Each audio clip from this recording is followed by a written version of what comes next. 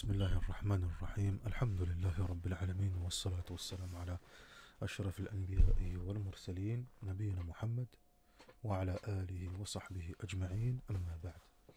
Donc on poursuit notre lecture Alhamdulillah Rabbil Alamin du Kitab Ahkam al-Nisa, les droits juridiques concernant les femmes, de l'imam Ala ad-Din Abil Hassan Ali ibn Ibrahim ibn al-Attar al-Shafi'i rahimahullah ta'ala. Nous sommes toujours dans le chapitre de la purification et toujours en ce qui concerne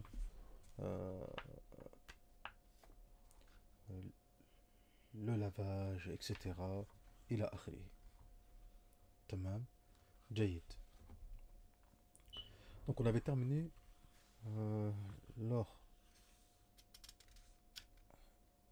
du cours précédent. On avait vu qu'il était obligatoire de pratiquer jazakumullahu khairan al-ikhtisal, donc le lavage, ou bien le tayammum si on n'a pas d'eau. Donc il est obligatoire pour l'homme ainsi que son épouse si le temps de la salat venait à être serré. فلو ضاق وقت الصلاة وجب عليهما الاغتسال أو التيمم إن لم يجد الماء. Donc lorsque la femme et l'homme également, ils sont, disons, en état de janaba, voilà, ils sont dans une grande impureté tous les deux et ils doivent faire le ghusl. À l'instant T, bon, le ghusl n'est pas forcément obligatoire de le faire tout de suite. C'est obligatoire de le faire, certes, mais pas forcément tout de suite. Par contre, si le temps de la salat, son temps, vient à se limiter, de telle sorte que elle va presque sortir de son temps, là il devient obligatoire de le faire à l'instant T fil hal, tout de suite. S'il n'y a pas d'eau, tayammum. Tamam. Aïwa. طيب, dans la situation où il trouve de l'eau, mais il n'y a pas assez pour se laver tout le corps. فلو وجد بعض ما يكفي لبعض بدنهما. On trouve de l'eau, un couple trouve de l'eau, mais cette eau n'est pas suffisante pour laver l'ensemble du corps. قال ابن العطار رحمه الله تعالى وجب عليهما استعماله ثم يتيمما عن الباقي. ثم يتيمما عن الباقي. تمام. Donc, qu'est-ce qu'il dit Ibn al-Attar rahimahullah ta'ala? Ils vont utiliser cette eau, et faire ce qu'ils peuvent, et ensuite ils pratiqueront at-tayammum pour compenser le reste. Ils feront at-tayammum ensuite pour compenser le reste. Tout ceci en fonction de la parole du prophète sallallahu alayhi wa sallam. Ma nahaytukum anhu fajtanibuhu ma amartukum bih fa'tu minhu mastata'tum. Ce que je vous ai interdit de faire, écartez-vous-en. Et ce que je vous ai ordonné de faire, faites-le selon vos capacités. فَأْتُوا مِنْهُ مَا اسْتَطَعْتُمْ. Tamam, jayid. Donc là, on va utiliser de l'eau parce qu'il y a de l'eau. On va utiliser un petit peu d'eau. Et pour le reste, on va pratiquer tayammum. Tamam, jayid. ويجب عليها الامتناع مما يمنع كمال الاستمتاع بها من خوف جناتها عليه من سكر أو أكل ما يغيب ذهنها إلى آخره. Donc, qu'est-ce qu'il dit Ibn al-Attar rahimahullah ta'ala? Donc là, c'est concernant la femme, l'épouse. Qu'est-ce qu'il dit?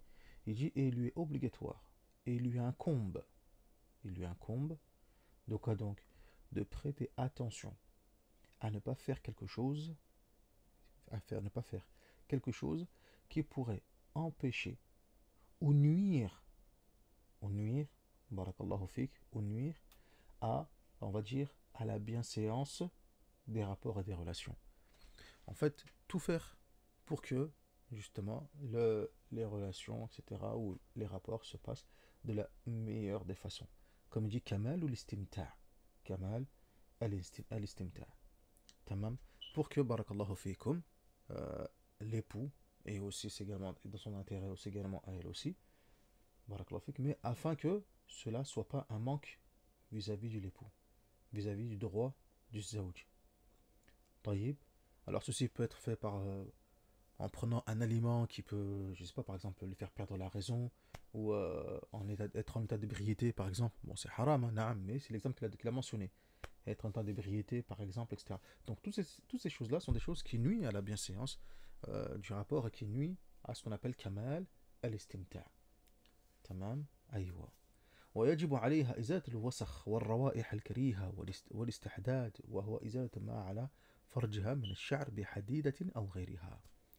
Donc, et qu'est-ce qu'il dit? Il est également obligatoire pour elle d'être d'être propre, euh, de faire en sorte que il n'y ait pas d'odeur nauséabonde, hein, sentir bon, etc. Il a mentionné également l'épilation, par exemple, à l'istihdad, l'épilation, et il dit وهو إزالة ما على فرجها من شعر بحديدة أو غيرها. طيب.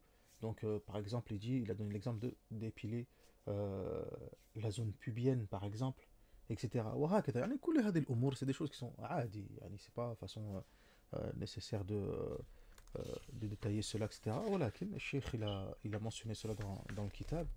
طيب. Et ce sont des choses qui incombent à la femme. Donc il a mentionné cela, rahimahullah ta'ala.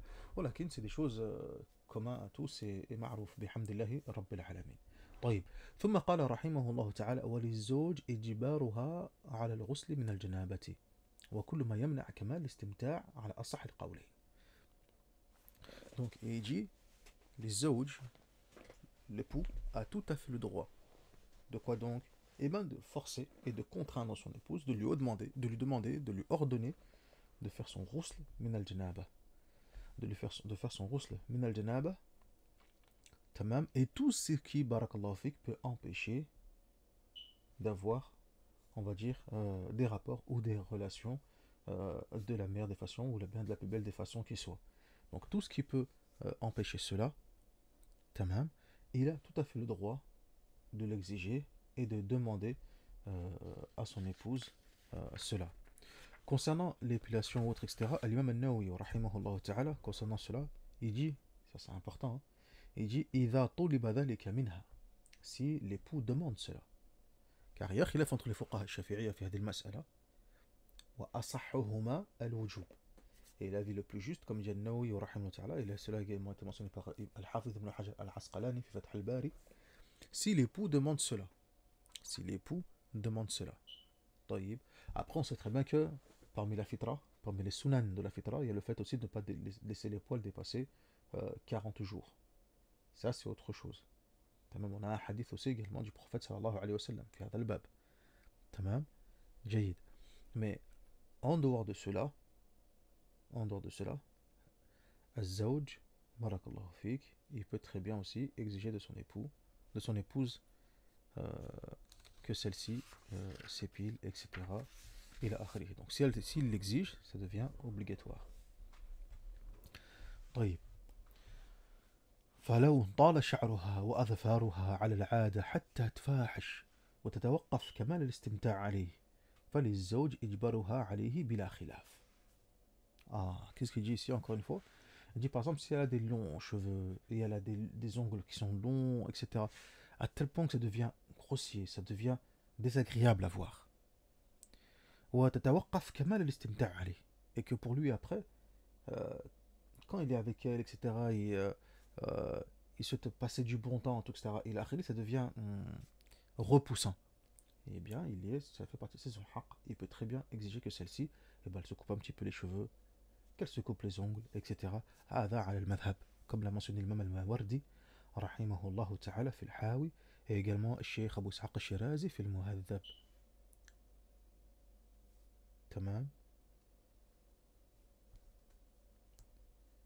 هذا هو. جميل. Et également شيخ الإسلام زكريا الأنصاري في روض الطالب. نكتفي بهذا المقدار. On va s'arrêter là إن شاء الله تبارك وتعالى. والحمد لله رب العالمين. وصل اللهم على نبينا محمد وعلى آله وصحبه أجمعين. سبحانك اللهم وبحمدك أشهد أن لا إله إلا أنت أستغفرك وأتوب إليك. On va passer ensuite في الدرس القادم بإذن الله عز وجل concernant التيمم. تمام. Et on va aussi voir Inch'Allah concernant les saignements, à savoir règles, menstrues, loki ou lochi, métroragie, qu'est-ce qu'il en est Inch'Allah, tabaraka wa ta'ala. Walhamdulillahi rabbil alamin.